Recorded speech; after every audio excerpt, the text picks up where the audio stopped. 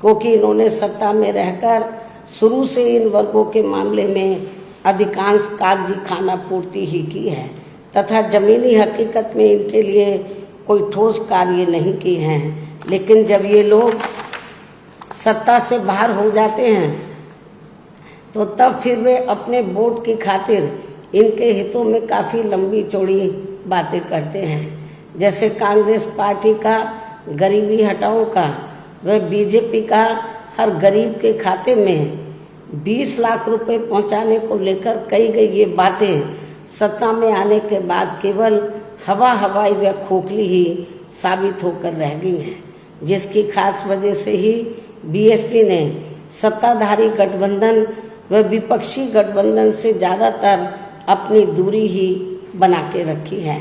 ऐसी स्थिति में अब इन वर्गों के लोगों को यानी कि कमज़ोर वर्गों के लोगों को आपसी भाईचारे के आधार पर वे अपना अकेले ही मजबूत गठबंधन बना के या हर मामले में अपनी एकमात्र हितैषी रही पार्टी बीएसपी को ही मजबूती देनी है तथा जिससे फिर यहाँ कोई भी गठबंधन केंद्र व राज्यों की भी सत्ता में पूरी मजबूती के साथ आसीन ना हो सके तथा इसके स्थान पर फिर इनकी मजबूत नहीं बल्कि मजबूर सरकार ही बनेगी।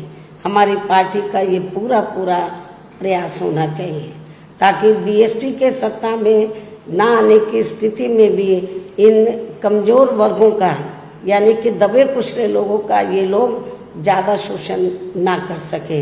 इतना ही नहीं बल्कि ऐसी स्थिति में बीएसपी को भी सत्ता में आसीन होने का मौका मिल सकता है। और जब तक हम लोग अकेले अपने बलबूते पर खड़े नहीं हो पाते हैं, इसलिए इन सब बातों को ध्यान में रखकर अब बीएसपी को लोकसभा चुनाव में व इससे पहले राजस्थान, मध्य प्रदेश, छत्तीसगढ़ व तेलंगाना आदि राज्यों में होने वाले विधानसभा चुनाव में भी अकेले ही चुनाव लड़कर अपनी पार्टी का बेहतर रिजल्ट लाना होगा। लेकिन बीएसपी पंजाब, हरियाणा आदि इन राज्यों में वहाँ की रीजनल पार्टियों के साथ मिलकर जरूर चुनाव लड़ सकती है, बशर्ते अब वर्तमान में उनका एनडीए व परिवर्तित किए गए यूपीए से भी कोई संबंध नहीं होना चाहिए।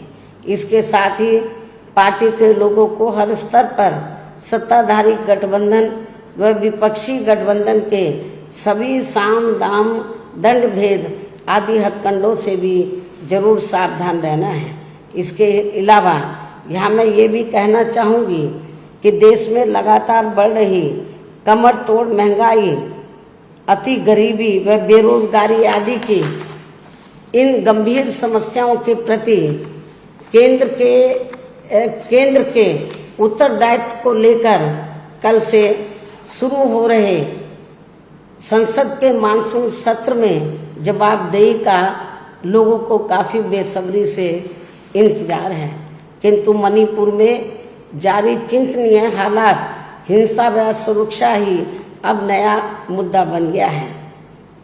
किंतु इन समस्याओं के प्रति भाजपा का रवैया अब तक व्यापक जनहित का कम तथा अपने राजनीतिक स्वार्थ का ज़्यादा देखने को मिल रहा है, जिस कारण देश से जुड़े इन मामलों का जटिल बने रहना अति दुखद है। जबकि देश की प्रगति लोगों की उन्नति में ही निहित है, जिस पर पूरा ध्यान केंद्रित करने की भी सख्त ज़रूरत है। और अब लोकसभा चुनाव से पहले संसद में सरकार व विपक्ष का रवैया तकरार, आरोप प्रत्यारोप व जिम्मेदारी से भागने का नहीं, बल्कि इन ज्वलंत जन समस्याओं को दूर करने संबंधी समाधान का होना चाहिए। क्योंकि इस समय समस्त गरीब एवं मेहनतकश जनता का जीवन काफ़ी दुखी व त्रस्त है, जिनकी सही से चिंता करना सभी का दायित्व भी बनता है। अंत में अब मैं अपनी बात यहीं समाप्त करती हूँ। धन्यवाद। जय भीम व जय भारत।